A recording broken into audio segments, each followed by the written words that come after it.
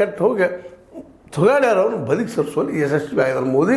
ಆ ತೊಗಾಡಿ ಅವರನ್ನಾಗಲಿ ಜೋಶಿ ಅವರನ್ನಾಗಲಿ ಅವರಿಬ್ಬರಲ್ಲಿ ಒಬ್ಬರನ್ನು ಈ BJP ಅಧ್ಯಕ್ಷರು ಮಾಡಬೇಕಂತ RSS ಮನಸ್ಸು ಮಾಡಿತ್ತು. ಆದರೆ ಅದು ಆಗಿಕೊಡ್ದಂಗೆ ಅದು ನಡೀದಂಗೆ ಮಾಡಿದಂಥ ಕೆಲಸ ಮೋದಿ ಮತ್ತು ಶಾ ಅವ್ರಿಗೆ ಸಲ್ಲಬೇಕಾಗ್ತದೆ. ಹೀಗಾಗಿ ಅವರು ತಮಗೆ ಬೇಕಾದಂಥ ವ್ಯಕ್ತಿಯನ್ನು ಅಧ್ಯಕ್ಷರು ಮಾಡಬೇಕಂದ್ರೆ ಫಡ್ನವೀಸ್ ಇದ್ದಾರೆ, ಅವ್ರನ್ನ ಮಾಡಬೇಕು ಅನ್ನುವಂಥ ಒಂದು ಚರ್ಚೆನೂ ಅದ.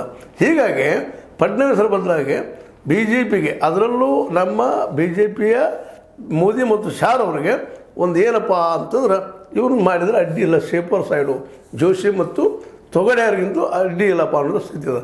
ಹೀಗಾಗಿ ಮಹಾರಾಷ್ಟ್ರದ ಇವತ್ತಿನ ರಾಜಕೀಯ ಎತ್ತು ಹೊರಡ್ತದೆ ಗೊತ್ತಿಲ್ಲ. ಇದೇ ಸಂದರ್ಭದಲ್ಲಿ ಇನ್ನೊಂದು ಮಾತನ್ನು ಇಲ್ಲೇ ಸಿಂಧಿಯವರ ಪರವಾಗಿ ಹೇಳಬೇಕಾಗ್ತದೆ. ಸಿಂಧಿಯವರಿಗೆ BJP ಬದಲಾಗಿ ಭಯ ಅದ.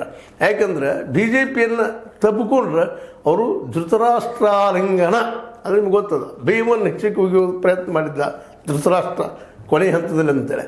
ಅಂದ್ರೆ ಇವ್ರು ಗ್ಯಾಜಲ್ ಮಾಡೋದು ನಮ್ಮ ಪಕ್ಷನ ಹಾಳು ಮಾಡ್ಕೊಂಡು ಹೋಗುವಂಥದ್ದು ಒಂದು ಭಯ ಇರೋದ್ರಿಂದ BJPಗೆ ಸಪೋರ್ಟ್ ಮಾಡಲಾರ್ದ ಹೊರಗೆ ಉಳಿಯೋದು. ಯಾಕಂದರೆ 57 ಸೀಟು ಆಯ್ಕೆ ಆಗಿ ಬಂದಿದ್ದಾವೆ ನಮ್ಮ ಸಿಂಧಿಯವರು.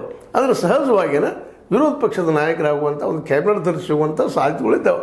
ವಿರೋಧ ಪಕ್ಷ ಆಗಿ ತನ್ನ ಪಕ್ಷವನ್ನು ಬೆಳೆಸ್ಕೋಬೇಕು.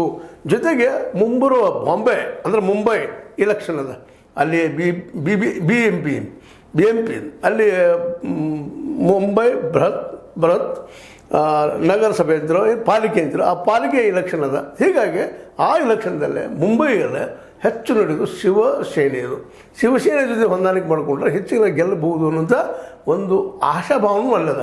ಹೀಗಾಗಿ ಸಿಂಧೆ ಅವರು ಇವತ್ತು ತಮ್ಮ ಪಾರ್ಟಿಯನ್ನು ಬೆಳೆಸ್ಕೊಂಡು ಹೋಗುವಂಥದ್ದು ಮತ್ತು ಅಸ್ತಿತ್ವ ಉಳಿಸ್ಕೊಂಡು ಹೋಗೋ ಸಲುವಾಗ ವಿರೋಧ ಪಕ್ಷದ ನಾಯಕ ಆದರೂ ಅಡ್ಡಿಲ್ಲಪ್ಪ, ಮುಖ್ಯಮಂತ್ರಿ ಕೊಟ್ಟರೆ ಮುಖ್ಯಮಂತ್ರಿ ಆಗೋದು, ಇಲ್ಲಾಂದ್ರೆ ಈ ಒಂದು ವಿಚಾರ ಮಾಡ್ತಾ ಇದ್ದಾರೆ ಅಂತ ಒಂದು ಸಂದೇಶಗಳು ಬರ್ತಾ ಇದ್ದಾವೆ. ಹೀಗಾಗಿ 5ನೇ ತಾರೀಕು ಅಂದರೆ ಇವತ್ತು 4ನೇ ತಾರೀಕಿಗೆ ನಮ್ಮ ನಿರ್ಮಲಾ ಸೀತಾರಾಮನ್ ಮತ್ತು ವಿಜಯ ರೂಪಾನಿ ಅವರು ಬರ್ತಾ ಇದ್ದಾರೆ. ಯಾರನ್ನು ಮಾಡೋಣ BJP ಅಂತೇಳಿ ಶಾಸಕರ ಜೊತೆ ಮಾತಾಡೋದಕ್ಕೆ.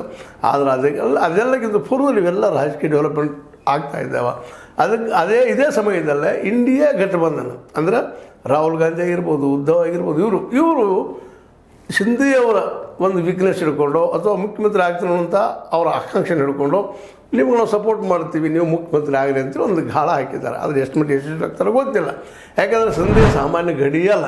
ಯಾಕಂದರೆ ಇವತ್ತು ನೋಡಿರಿ ಮುಖ್ಯಮಂತ್ರಿ ಮಾಡಲಿಲ್ಲ ಅನ್ನೋ ಕಾರಣಕ್ಕಾಗಿ BJPಯಿಂದ ದೂರ ಸರಿಯುವಂಥ ಕೆಲಸ ಮಾಡ್ತಾ ಇದ್ದಾರೆ. ಹೀಗಾಗಿ ಮಹಾರಾಷ್ಟ್ರದ ಮುಖ್ಯಮಂತ್ರಿ ಸ್ಥಾನ ಇವತ್ತು ಎಲ್ಲಿಲ್ಲದ ಇಡೀ ರಾಷ್ಟ್ರದ ತುಂಬ ಚರ್ಚೆ ಆಗುತ್ತಂಥ ವಿಷಯ ಆಗ್ಯದ. ಅದೇನಾಗ್ರಿ ಇದರಿಂದ ಒಂದಂತೂ ಸ್ಪಷ್ಟ ಆಗ್ತಾ ಇದೆ, RSS ಮತ್ತು ನಮ್ಮ ಮೋದಿ ಶಾರ ಮಧ್ಯದಲ್ಲೇ ಒಂದು ರೀತಿ ಹೊಂದಾಣಿಕೆ ಇಲ್ಲಿವರೆಗೆ ಆಗಬೇಕಾಗಿತ್ತು, ಆಗಿಲ್ಲ. ನಮ್ಮಲ್ಲಿ ಕನ್ನಡ ಗಾದೆ ಮಾತು, ಕಾರ್ಯವಾಸಿ ಕತ್ತೆ ಕಾಲು ನಡೆಯಪ್ಪ ಅನ್ನುವಂಥ ಮಾತನ್ನು ಅಷ್ಟಕ್ಕಾಗಿ ಅವರಿಬ್ಬರ ಮಧ್ಯದಲ್ಲಿ ಗಾಯತನ ಉಳಿದದು ಏನು ಅಂತೇಳಿ. ಯಾಕಂದರೆ ಇಲ್ಲಿ ಅಧಿಕಾರ ಬೇಕಾಗಿದೆ ಇಬ್ಬರಿಗೂ, RSSಗೂ ಬೇಕಾಗ್ಯದ, ಜೊತೆಗೆ ಮೋದಿ ಶಾ ಅವ್ರಿಗೂ ಬೇಕಾಗಿದೆ. ಅಧಿಕಾರ ಹಿಡಿಯುವ ಸಲುವಾಗಿ ಇಂಡಿಯಾ ವಿರೋಧ ಮಾಡೋ ಸಂದರ್ಭ ಬಂದಾಗ ಜಾಯಿಂಟ್ ಆಗ್ತಾ ಇದ್ದಾರೆ. ಈ ಹಿಂದಂತೆ ನಿಮ್ಗೆ ಗೊತ್ತದ ಲೋಕಸಭಾ ಚುನಾವಣೆಯಲ್ಲೇ ಈ RSSದ ಒಂದು ಪಾತ್ರ ಭಾಳ ಕಡಿಮೆ ಇತ್ತಂತೇಳಿ. ಬಟ್ ಇವತ್ತು ನಾವು RSS BJPಯನ್ನು ಮನೆಗೆ ಕಳಿಸಿದರೆ ನಾಳೆ ನಾವು ಇನ್ನೂ ತೊಂದರೆಗೆ ಬೀಳ್ತೀವಿ ಅನ್ನೋಂಥ ಭಯನೋ ಮತ್ತಾವ ಕಾರಣದಿಂದ, ಕಾಂಗ್ರೆಸ್ಸಿನ ಭಯದಿಂದನೋ ಮತ್ತಾವ ಕಾರಣದಿಂದನೋ ಅವರಿಂದವ್ರು ಇವತ್ತು ಈ ಮೋದಿ ಶಾ ಅವರಿಗೆ ಸ್ವಲ್ಪ ಸಪೋರ್ಟ್ ಮಾಡುವಂಥದ್ದು. ಅದರಲ್ಲೂ ಹರಿಯಾಣದಲ್ಲಿ ಆಗಿರ್ಬೋದು, ಈ ಮುಂಬೈದಲ್ಲಿ ಅಂದರೆ ನಮ್ಮ ಮಹಾರಾಷ್ಟ್ರದಲ್ಲಿ ಆಗಿರ್ಬೋದು